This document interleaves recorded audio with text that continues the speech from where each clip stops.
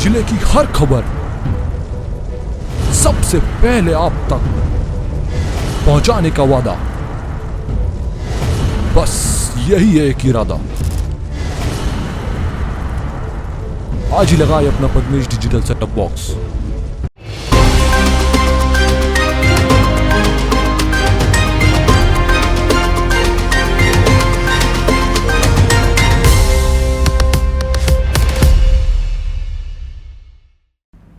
नमस्कार, पद्मेश 24/7 में आपका स्वागत है। मैं हूं आपके साथ तरुण। चलिए न्यूज बुलेटिन की शुरुआत करते हैं आज की हेडलाइंस से।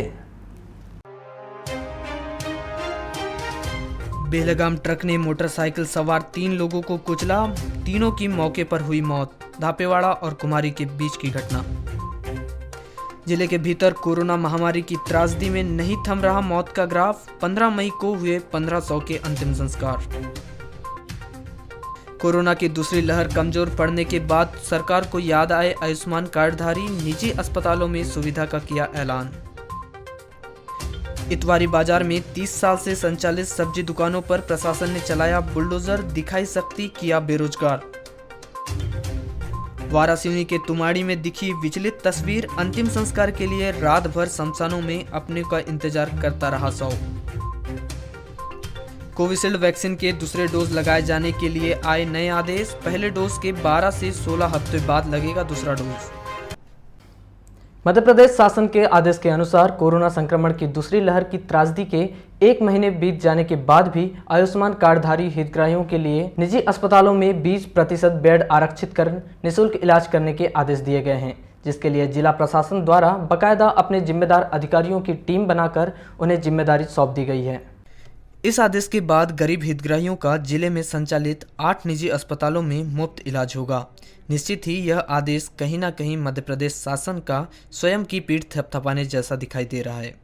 हम यहाँ इस शब्दावली का प्रयोग इसलिए कर रहे हैं क्योंकि कोरोना संक्रमण काल महामारी और त्रासदी के भयानक 1 महीने के दौरान आयुष्मान कार्डधारियों की प्रशासन की ओर से कोई सुध नहीं ली गई। जिला अस्पताल के सरकारी वार्ड के एक बेड के लिए गरीब हितग्राही रात भर इंतजार करते दिखाई दिए। तब सरकार को इस बात की तनिक याद नहीं आई कि उनके द्वारा बनाए गए आयुष्मान कार्ड का लाभ हितग्राहियों को दिलवाना है। जिला अस्पताल में बेड खाली नहीं है, इसके लिए कई तो बालाघाट इलाज के लिए तक नहीं आए, और जो आए उनकी संख्या में अधिकांश आगे स्वर्गीय लिखा गया। तभी तो मात्र अप्रैल माह के महज 18 दिनों में जिला अस्पताल में मौत का ग्राफ पिछले सारे रिकॉर्ड तोड़ते हुए 500 तक पहुंच गया। सरकार भी तब जागी जब सरकारी और निजी अस्पतालों में बेड की स्थिति ठीक ठाक हो गई, या ये कहें कि स्वयं 2 दिन पहले ही स्वास्थ्य विभाग के आला अधिकारी ने कैमरे पर यह जानकारी दी थी कि उनके द्वारा 2 कोविड सेंटर इसलिए बंद कर दिए गए हैं क्योंकि मरीजों की संख्या कम हो गई है।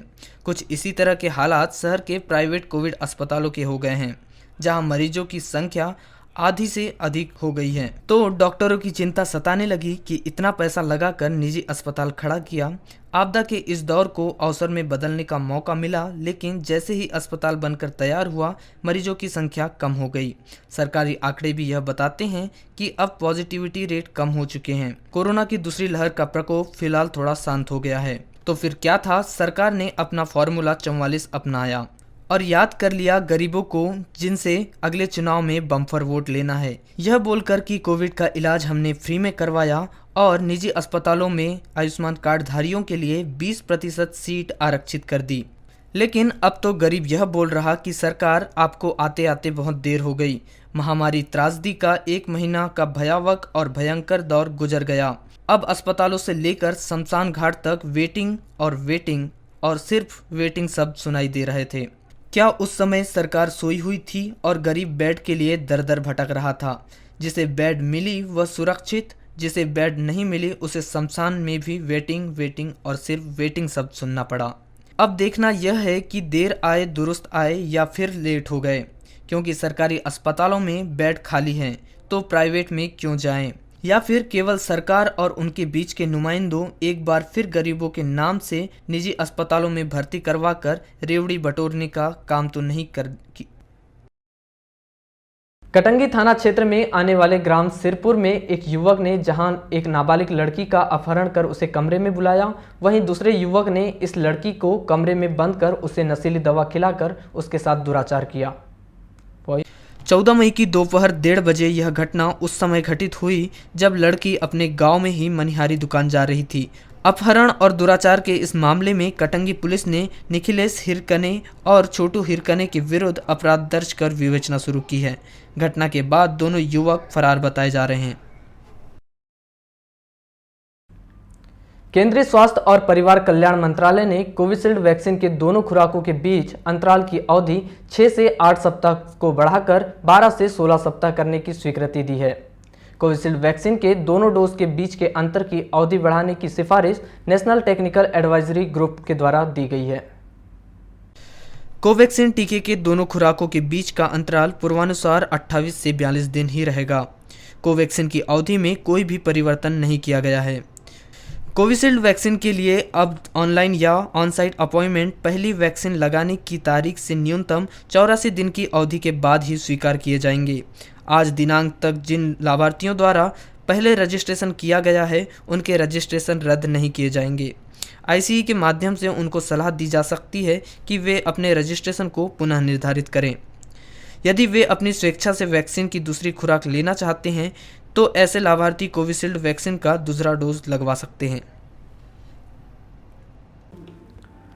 जिला मुख्यालय से लगे हुए नैनपुर राजमार्ग पर धापेवाड़ा से कुम्हारी के बीच मेन रोड पर एक बेलगाम ट्रक ने बाइक सवार 3 युवकों को कुचल डाला। इस हादसे में बाइक सवार तीनों युवकों की मौके पर मौत हो गई। घटना इतनी भयावह थी कि तीनों युवकों के शव पहचान नहीं आ रहे थे। कुम्हारी सरपंच ने तीनों युवकों की शिनाख्ती की। इन्होंने बताया कि मृतक युवक अजय पिता धर्मलाल लिल्हारे, भोरू पिता गुंटू सावरकर और मोटू पिता गुट्टू सावरकर तीनों शव कुम्हारी के रहने वाले हैं। घटना शनिवार की शाम करीब 7:30 बजे तीनों युवक एक बाइक से सवार होकर धापेवाड़ा से अपने ग्राम बड़ी कुम्हारी आ रहे थे। इसी दौरान विपरीत दिशा में आ रहे 10 चक्का ट्रक के साथ उनकी जोरदार भिड़ंत हो गई। 2 पहिया वाहन ट्रक में फंस गया। घटना के बाद ट्रक चालक ट्रक छोड़कर फरार हो गया। समाचार लिखे जाने तक मौके पर पुलिस पहुंच गई थी। मौके पर बड़ी संख्या में ग्रामीणों की भीड़ एकत्रित हो गई थी। वहीं बड़ी कुम्हारी में मातम का माहौल छाया हुआ है। अजी हमारे बड़े भैया महेश सावतवान और सुरेश सावतवान के साथ में सर गाँव वाले ने बताया। खबर आई थी थोड़ा क्या पता लगा एक्सीडेंट हुआ है करके। कैसे हुआ? वो हमारे को ऐसा मालूम नहीं था कि अपने घर के आदमी करके। अच्छा तो कैसे हुआ, कैसे टक्कर हुई, क्या हुआ? अब ये तो हमको ट्रक से हुई। अच्छा किस की मौत हुई, उनके नाम क्या है? महेश सावतवान, हाँ? सुरेश सावतवान और अजय लिल्हारे। अच्छा तो ट्रक ड्राइवर पकड़ा गया, कैसा क्या पता नहीं पकड़ा गया, कहाँ गए, फरार हो गए। कहाँ गए थे ये लोग, क्या लगा? ढोडी के मालूम। क्या लग रहा है आपको? ये तीनों लड़के धापड़ा से वापस आ रहे थे और पीछे ट्रक रहा होगा और ट्रक ने पीछे से आके ऊपर चढ़ गया है। अच्छा क्या लग रहा है आपको? जैसे हाँ, वो ट्रक वाले की बहुत गलती है, लापरवाही है कि वो शराब पी के चला रहा होगा और ये पीछे से गाड़ी जैसी रुकी वैसे इनको मान के चलो कि पीछे से गाड़ी चढ़ी है और गाड़ी फंसी हुई है। तीनों स्पॉट पे पोटा से निकल गया, पहचान नहीं आ रहे हैं। भैया ये हमारे गांव के लड़के हैं, एक अजय लिल्हारे, सुरेश सावतवार और एक भूरू सावतवार, दोनों भाई है, भूरू और वो, और एक है वो अजय लिल्हारे।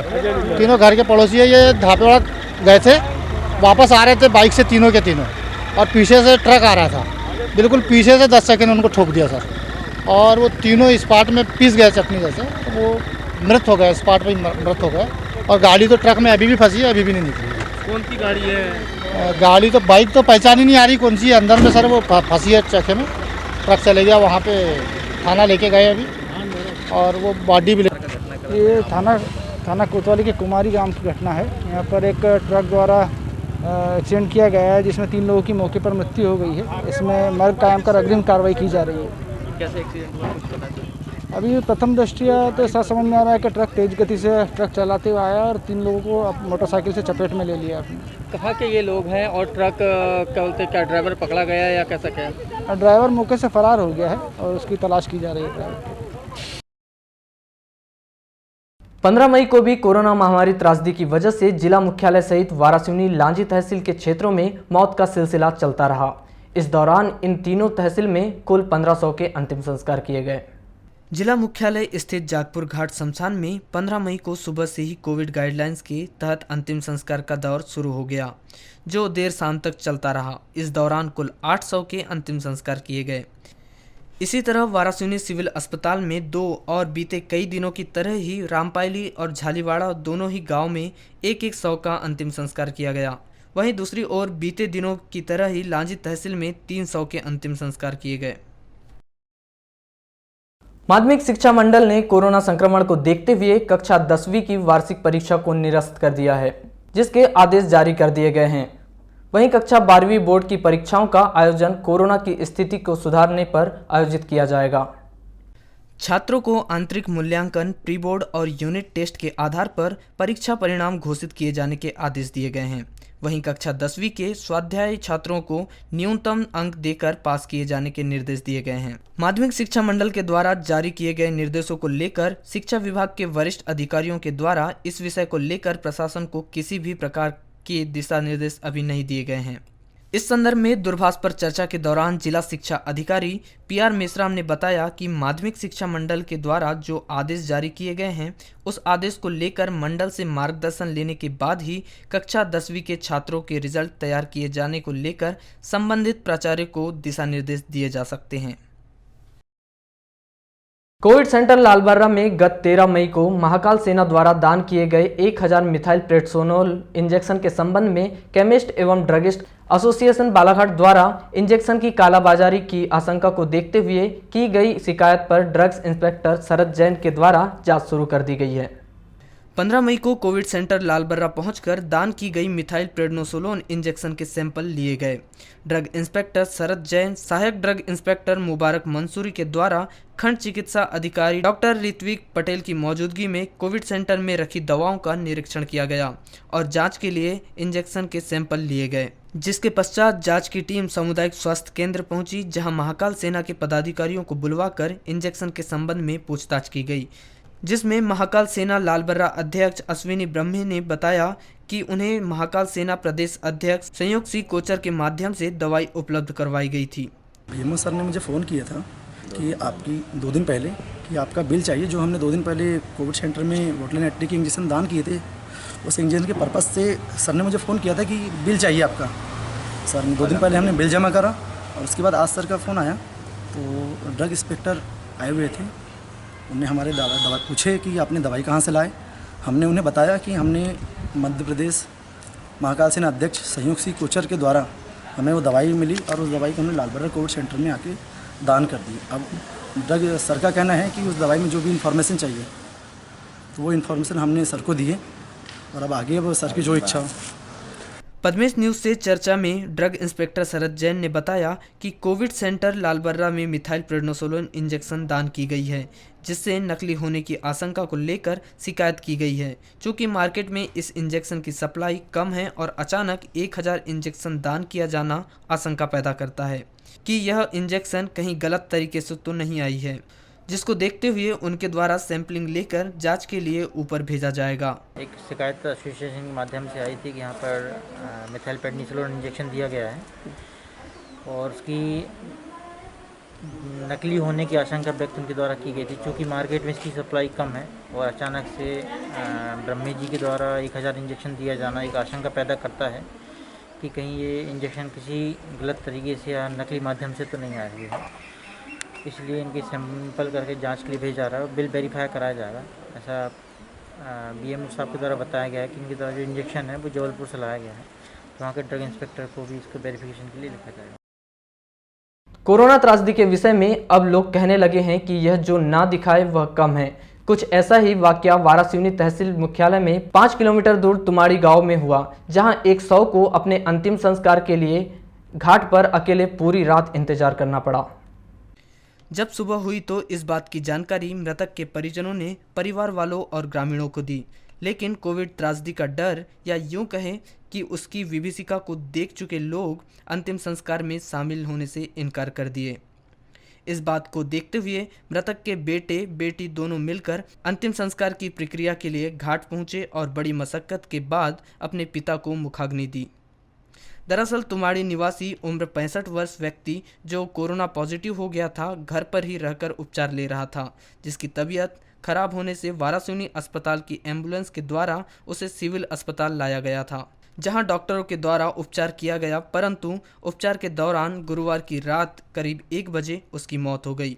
कोरोना नेगेटिव कहते हुए अस्पताल के डॉक्टरों के द्वारा मृतक का शव परिजनों को सौंप दिया गया कि वे उसका अंतिम संस्कार घर ले जाकर करें, जिस पर परिवार के द्वारा मृतक के शव को नेवरगांव नाले के घाट पर ले जाकर 1 बजे रख दिया गया, जिसका शुक्रवार की सुबह परिवार के द्वारा अंतिम संस्कार किया गया, परंतु इस दौरान किसी भी ग्रामीणों ने उनकी मदद नहीं की और सभी ग्रामीण मुक्तिधाम में मुख्य दर्शक बनकर बहुत दूर खड़े रहे। रात भर घाट पर शव पड़ा रहा। मृतक का शव डॉक्टरों के द्वारा परिजनों के सुपुर्द किया तो गया, लेकिन परिजनों को उसे घर में ग्रामीणों के द्वारा नहीं लाने दिया गया, जिस कारण से परिजनों ने ग्रामीणों की सलाह से अपने परिवार के सदस्य के शव को नेवरगांव घाट में रखवाया, जहां पूरी रात शव वहीं पड़ा रहा। पद्मेश न्यूज से चर्चा के दौरान तुमाड़ी ग्राम प्रधान प्रतिनिधि गगन बिसेन ने बताया कि उनके ग्राम में एक व्यक्ति की वारासिवनी सिविल अस्पताल में इलाज के दौरान मौत हो गई थी, जिसका शव परिजनों को सौंप दिया गया था, लेकिन ग्रामीणों ने शव गांव में लाने से विरोध किया। उसे देखते हुए पीपीई किट पहनकर पुत्र और पुत्री ने अपने पिता का अंतिम संस्कार किया और बाद में मृतक के निवास स्थान में पूरे घर को सैनिटाइज करवाया।